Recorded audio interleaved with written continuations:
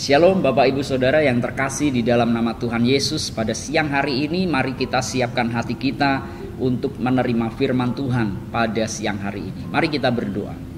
Bapa yang kami sembah di dalam nama Tuhan Yesus, kami mengucap syukur atas siang hari ini.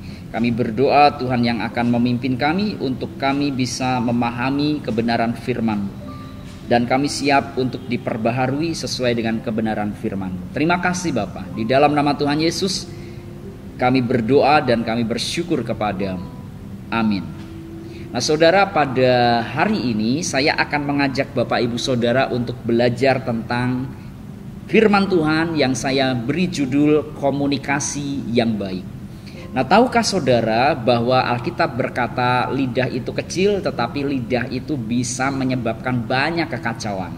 Seperti api kecil yang bisa membakar seluruh hutan. Demikian juga dengan komunikasi kita.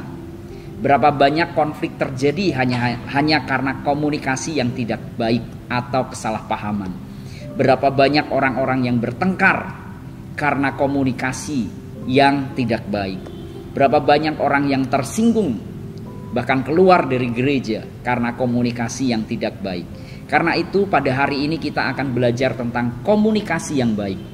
Kita harus tahu bahwa komunikasi merupakan hal yang sangat penting di dalam komunitas kita, di dalam keluarga kita. Karena itu mari kita belajar kebenaran firman Tuhan tentang komunikasi yang baik. Firman Tuhan terambil di dalam Kejadian pasal 11 ayat yang ke-7 sampai ayat yang ke-8. Alkitab berkata, "Baiklah kita turun," yaitu Tuhan. "Baiklah kita turun dan mengacau balaukan di sana bahasa mereka, sehingga mereka tidak mengerti lagi bahasa masing-masing. Demikianlah mereka diserakan Tuhan dari situ ke seluruh bumi, dan mereka berhenti mendirikan kota itu." Nah saudara, di ayat ini menjelaskan waktu itu orang Babel membangun kota dan membangun menara. Dan Alkitab menjelaskan bahwa awalnya seluruh dunia ini bahasanya satu, logatnya satu. Jadi komunikasi mereka itu nyambung. Nah saudara, perhatikan ketika mereka mendirikan menara yang merupakan bukti kesombongan mereka, maka Tuhan menghancurkan menara tersebut. Dan menarik sekali bagaimana caranya Tuhan mengacaukan pembangunan menara yang penuh kesombongan itu, yaitu Tuhan mengacaukan bahasa orang-orang Babel, sehingga mereka tidak mengerti bahasa mereka masing-masing, sehingga mereka tidak mengerti komunikasi mereka, sehingga menara itu tidak jadi dibangun. Nah menarik sekali, mega proyek yang bernama pembangunan menara Babel yang awalnya bisa berdiri itu ternyata hancur gara-gara bukan karena bahan materialnya yang gak cukup, gara-gara bukan arsiteknya yang kurang bagus, gara-gara bukan uangnya yang gak ada, bukan manusianya yang gak ada, tetapi mega proyek pembangunan menara tertinggi pada waktu itu, pada zaman purba, tidak menjadi kenyataan gara-gara mereka gagal paham, gara-gara komunikasi mereka dikacaukan oleh Tuhan. Jadi Bapak Ibu Saudara, komunikasi ketika tidak berjalan dengan baik menyebabkan kerusakan yang sangat signifikan di dalam komunitas kita, di dalam rumah tangga kita. Waktu itu orang-orang Babel berhenti membangun menara mereka. Waktu itu proyek pembangunan menara berhenti gara-gara bahasa mereka dikacaukan Tuhan. Mereka tidak mengerti komunikasi yang satu dengan yang lainnya. Mereka tidak bisa memahami komunikasi mereka masing-masing, sehingga mereka berhenti membangun dan mereka tercerai-berai. Bayangkan, sebuah negara berhenti pembangunannya gara-gara komunikasi yang tidak nyambung. Karena itu komunikasi merupakan hal yang sangat penting di dalam hidup kita. Kalau komunikasi kita dengan sesama kita tidak baik, maka itu bisa menyebabkan konflik.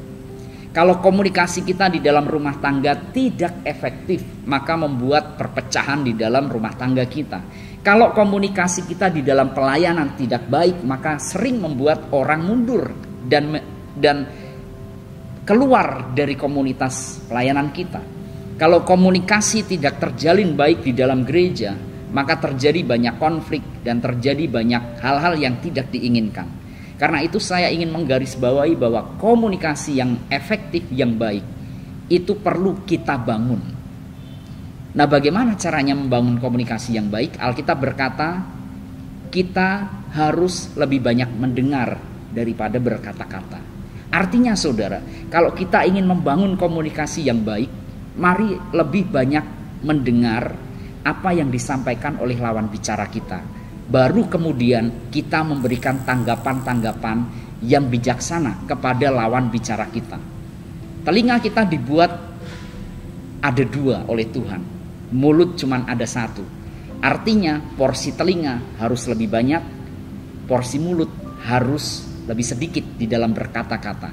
Dengarkan pasangan kita, dengarkan orang-orang yang menjadi lawan bicara kita ketika menyampaikan komunikasi mereka. Mari kita dengarkan dan kita cerna dan kemudian kita memberikan tanggapan. Nah, mari kita membangun komunikasi yang baik, lebih banyaklah mendengar dan sedikitlah dalam berkata-kata. Mari kita membangun komunikasi yang baik yang mendatangkan damai sejahtera, yang mau untuk mendengar supaya kita bisa membangun komunitas kita. Tuhan Yesus memberkati. Mari kita berdoa. Bapa yang kami sembah, di dalam nama Tuhan Yesus kami mengucap syukur atas firman-Mu pada hari ini. Ajari kami untuk berkomunikasi dengan baik, dengan bijaksana, dengan penuh damai sejahtera dengan sesama kami, supaya komunitas kami, rumah tangga kami, organisasi kami bisa memiliki kesatuan dan bisa memiliki komunikasi yang baik. Terima kasih Bapa, meteraikan firman-Mu di dalam hati kami dan ajari kami untuk melakukannya. Di dalam nama Tuhan Yesus kami berdoa dan bersyukur. Amin.